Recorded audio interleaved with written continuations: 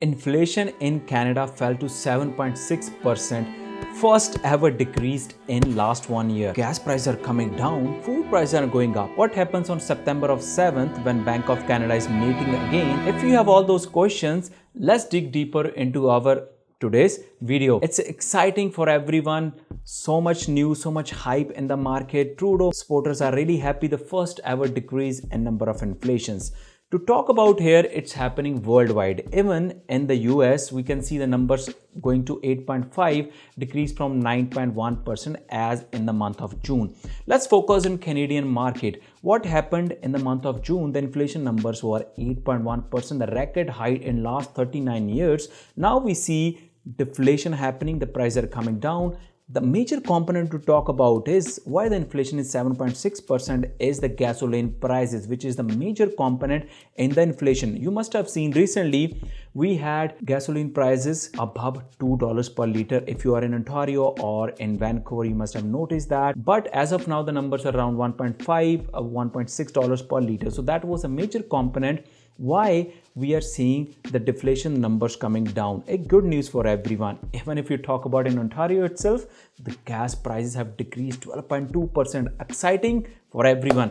But here is a fact. When the number of inflation is calculated, consumer pricing index, that's called CPI, the major components are shelter, transportation, and food. These are the major prominent components.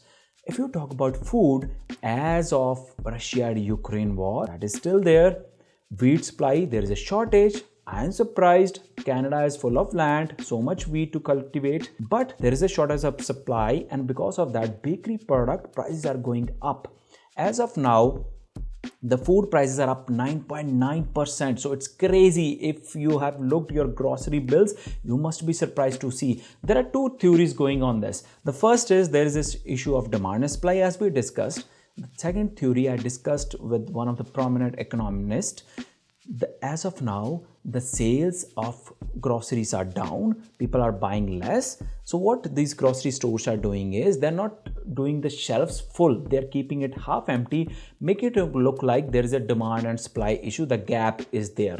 I'm not sure what is the truth behind it, but that's another sect of mind, that the thought that is coming in the market. So that's exciting. But on the other side, still the food is the bread and butter. The things are very costly. Now, what about our housing market?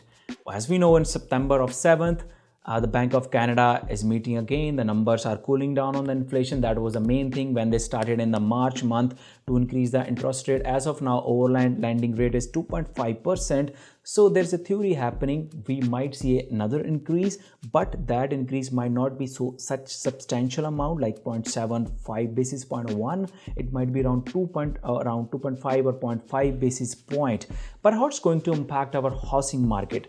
What is happening? The sales are down starting from February itself. Even the average price in Canada throughout, which was around 795,000 in the February month, is around 650. It's average overall a downfall of 18% from the peak. Why that is happening? Because the affordability of the people are decreased because of the interest rates, overnight lending rate going up, prime rate is up, so the affordability is low.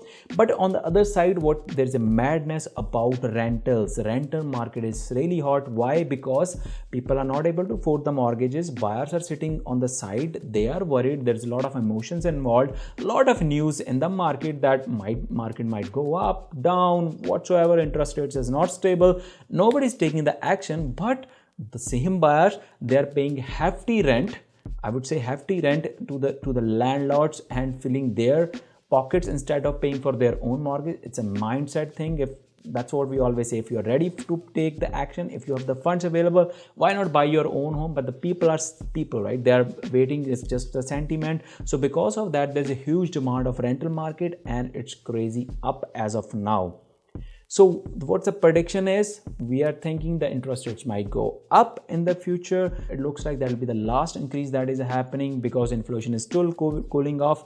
Nothing to worry about as of now. The life is not ending. It's a worldwide situation. Even if you talk about UK, like the inflation number is more than 10%. But on the other side, the China it's around 2.7. It's a global thing that is happening worldwide. We are not isolated economy. But if the interest rates going up, up, there will be ways for people to afford it because the prices are going down. So that's like a balanced market we are into. But on the other side, the speculation is inflation might go down in the future, because what's happening as of now, as I told, transportation is a major component. A lot of people are flying, it's a vacation month, it's a hotel, it's crazy. So because of that, the prices are still intact in the future. Once the schools open up, the weather changes, obviously the flight movement decreases, the demand and supply issues is factored in again for the transportation system. We might see another decrease happening in the inflation numbers. Thanks again for watching our another educating video on the inflation numbers, 7.6%.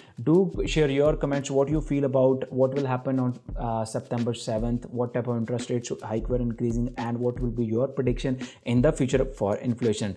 Till the next video, and the last important thing, don't forget to press the subscribe button, because we always have educating video only for you. Thank you.